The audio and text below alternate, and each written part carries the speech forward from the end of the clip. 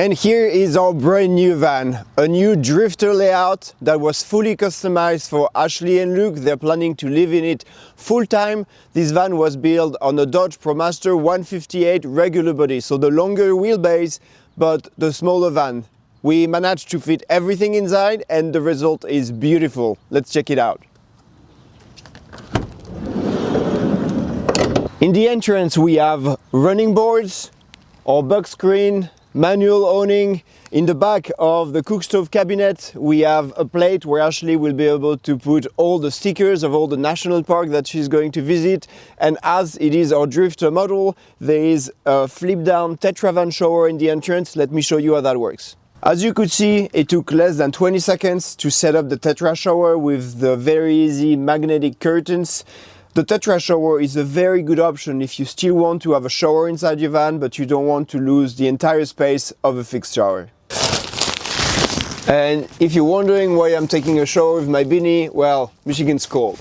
After you took your shower, it is recommended to wait for a few minutes or an hour for the shower curtain to be fully dry before you put it back. But the process to put it back inside the contained shower is very simple. By the entrance we have the seating area. So the seating area can actually seat 3 people. We have the passenger swivel chair that you can use with the extra lagoon mount between this bench and the lagoon chair. What you can also do for Luke, for example, is to work on that lagoon table from that bench, while Ashley will be working from that bench on the main lagoon table. As you can see, they are traveling with their cats. So here you have the cat balls in the entrance. This bench is an Ottoman bench because Luke wanted to be able to pull it out to rest his legs while he's working, but we still needed access for the Ottoman bench to access the litter box.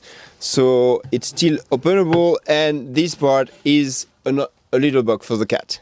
The second bench is the separate tiny toilet.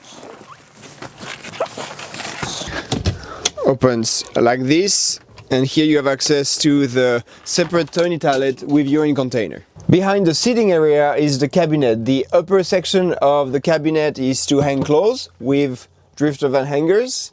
The lower part of the cabinet is actually a pull-out pantry for cooking equipment.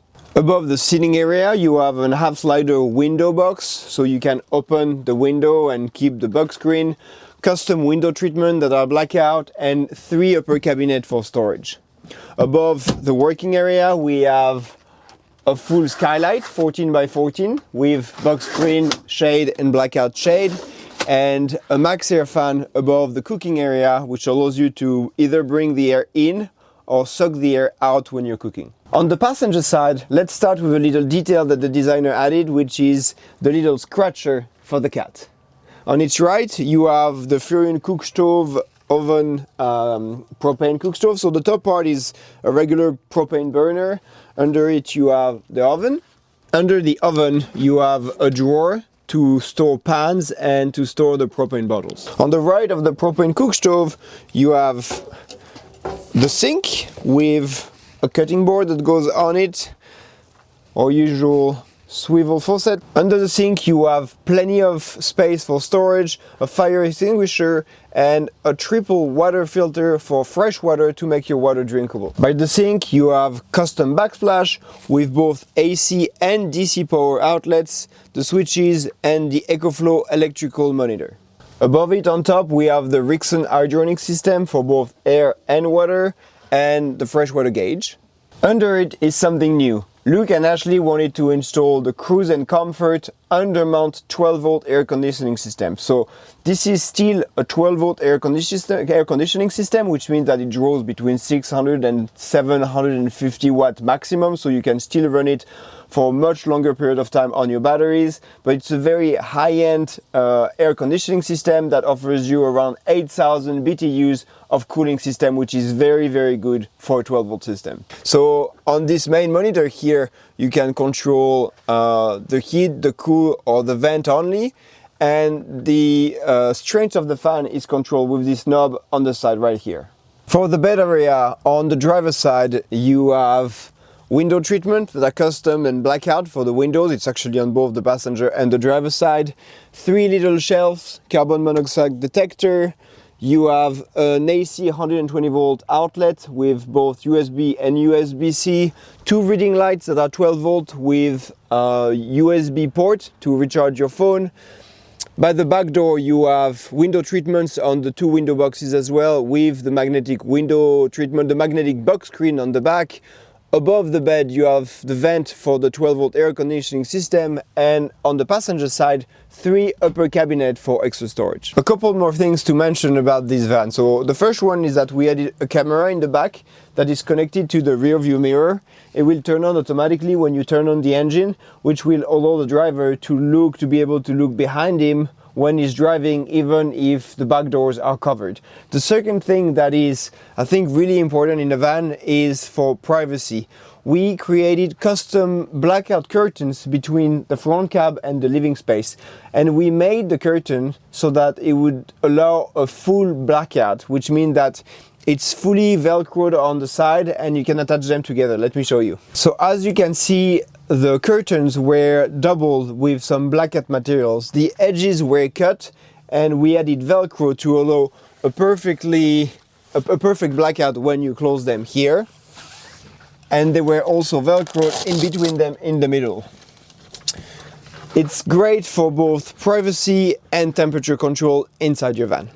Now let's have a look outside and at the garage. As you can see, the awning is popped out right now. On the passenger side we have the usual 15 amp outdoor outlet with the city water connection.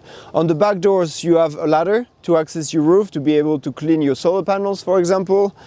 Looking at the garage area, in between the back doors you have our standard shower screen to attach a shower curtain with a shower mat when you need to shower.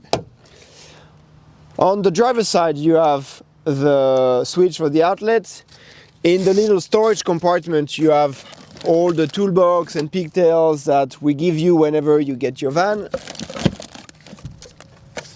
Storage in the middle, so the bed, like the storage under the bed, is not as big as usual because this time we had to put the fridge inside the bedroll, but you still have access to the distribution panel with EcoFlow to access all the fuses and the breakers. On the passenger side we have all the plumbing, so when you open that section you can see your water tank and access the valve to connect your outdoor shower.